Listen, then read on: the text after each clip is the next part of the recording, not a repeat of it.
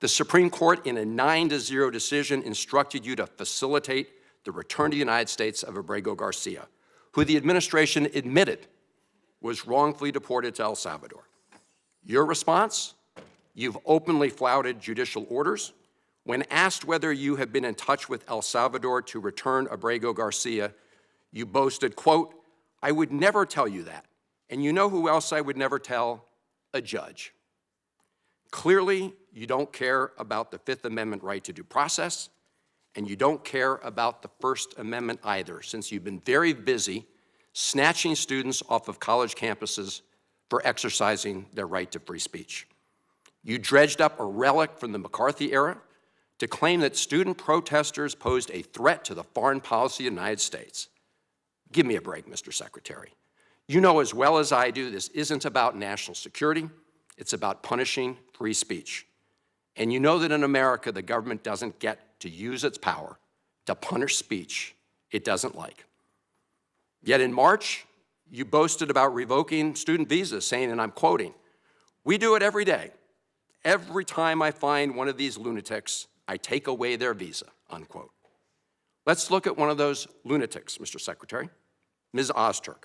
Her crime was co-authoring an op-ed in her college paper critical of Tufts University's response to the war in Gaza. Your own department found 0 links to terrorism, no anti-Semitic statements, but you still yanked her visa and shipped her off to detention in Louisiana. And the list goes on and on. The federal judge in the case of Mohsen Madawi, who is the Columbia student who was ambushed by federal agents at his citizenship appointment, said, and I quote, this is the judge, "Legal residents not charged with crimes or misconduct are being arrested and threatened with deportation for stating their views on the political issues of the day. Our nation has seen times like this before, especially during the Red Scare and Palmer raids. Like the McCarthy-era witch hunts of the 1950s, your campaign of fear and repression is eating away at foundational values of our democracy. Back then, it took one voice, Attorney Joseph Welch, to cut through the hysteria with the simple question that marked the beginning of the end of that shameful era. He asked Senator McCarthy, have you no sense of decency? And I would ask you the same, Secretary Rubio. You have shown through your words and your actions what the answer is. And I have to tell you directly and personally that I regret voting for you for Secretary of State. I yield back. May I respond? You may sit. Well, first of all, your regret for voting for me confirms I'm doing a good job, based on what I know. Well, that's just a flippant statement, Mr. Secretary. Can I respond, Mr. Chairman? You may. I didn't ask Senator, questions. please let the Secretary have I'd be the floor. happy to, but then I can respond to his Your response. time's up, Senator, and willfully used, I might add. Well- your remarks do not represent the view of this committee. Well, Mr. Chairman- Secretary, please. Well, I'd like to. I can't respond to everything he said because much of these are untrue, but I'll go through a few. First of all, I'm actually very proud of the work we've done with USAID. For example, I don't regret cutting $10 million for male circumcisions in Mozambique. I don't know how that makes us stronger and more prosperous as a nation. I don't regret Sudan, Mr. psychosocial support services. I for raised USAID. Sudan, Mr. Secretary. Can I not respond, Mr. Mozambique. Chairman, or do I? Senator, I'd ask you to suspend. You had 7 straight minutes of I chose railing to on- use my time that way, Mr. Chairman. That's my right to Please use my suspend, time that way. Secretary Rubio. Well, I can go on. I mean, there's other things here. We spent $227,000 for Big Cat's YouTube channel from USAID.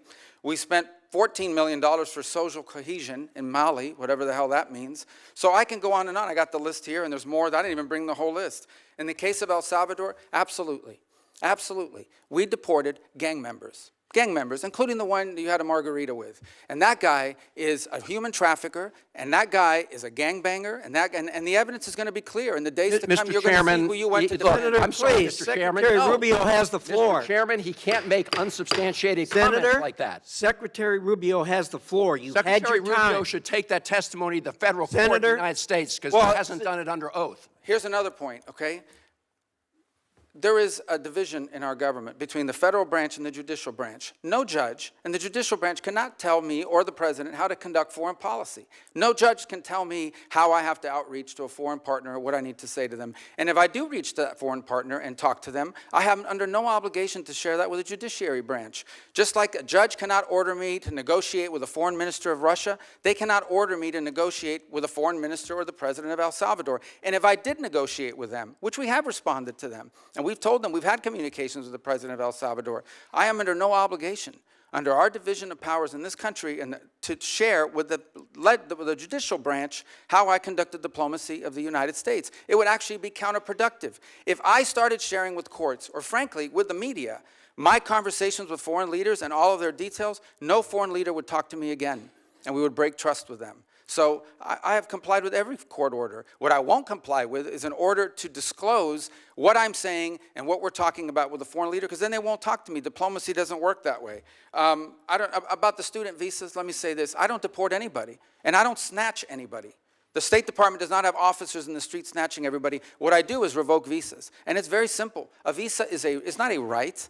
It is a privilege. People apply for student visas to come into the United States and study.